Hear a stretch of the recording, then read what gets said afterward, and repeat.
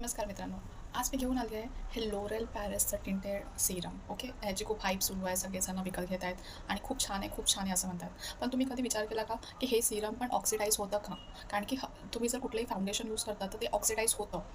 तर let's try की हे ऑक्सिडाइज होतं का? मी आता फक्त मॉइश्चरायझर लावले आणि ही माझी नॅचरल स्किन आहे.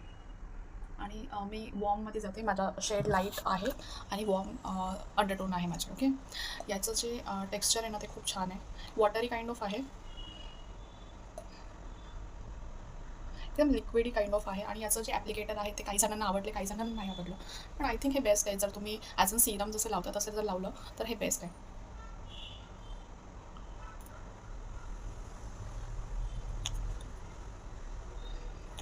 तर मी एका बाजूनेच लावून बघणार आहे. आणि हे खूप छान आपल्या हातानेच स्प्रेड होतं, खूप छान.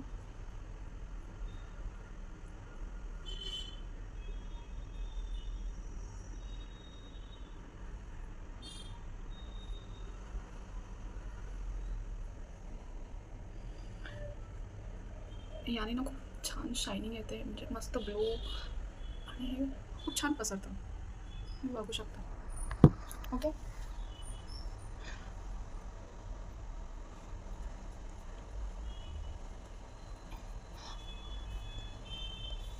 मला थोडाफार डिफरंट दिसत असेल. थोडंसं ग्लो करतं आहे ही बाजू आणि थोडासा ब्राईटनेस आला आहे. आणि ही माझी नॅचरल स्किन आहे जिथे मी फक्त मॉइश्चरायझर लावलं आहे. तर आपण वेट करूया ॲटलीस्ट हाफ ॲन आवर आणि मला चेक करायचं की हा शेड जो माझा आहे तो एकदम परफेक्ट माझ्यासाठी आहे की नाही. ठीक आहे, आता ऑलमोस्ट 30 मिनिट्स झाले आहेत आणि हा ॲक्च्युली नॅचरल लाईटमध्ये मला दाखवायचं होतं. तर हा एकदम इथे लावलेला आहे आपण.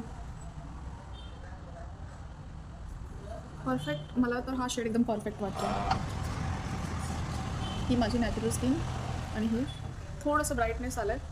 आणि ओके, म्हणजे आपण काहीतरी टिंटेड सीरम लावतो आहे आणि थोडंफार ब्राईटनेस आणि ग्लोईंग फेस असला पाहिजे. आय थिंक छान आहे. आणि मला असं वाटतं ही माझी एकदम परफेक्ट शेड आहे. ही मीडियम टू शेड आहे. याच्यामध्ये ऑलमोस्ट 6 शेड भेटतात. एक लाईट टू मीडियम, एक मीडियम टू टॅन आणि नॉर्मल मीडियम आणि टॅन. ओके, सर तुम्ही ट्राय करून बघा आणि आय थिंक बेस्ट आहे. मी तुम्हाला लिंक शेअर करते डिस्क्रिप्शनमध्ये. तुम्ही ट्राय करून बघा. आणि आय थिंक हा डेली वेअरसाठी खूप चांगलं, जर तुम्ही एक फाउंडेशन, बेसिक फाउंडेशन बघताय विथ सीरम आणि स्किन केअर पण पाहिजे, थोडंफार मेकअप पण पाहिजे, त्याच्यासाठी हे उत्तम आहे. सो माझ्याकडनं याच्यासाठी 100% खूप छान आहे. ग्लोईंग पण दिसतं आहे आणि इथून इथे परफेक्ट आहे. ट्राय करून बघा.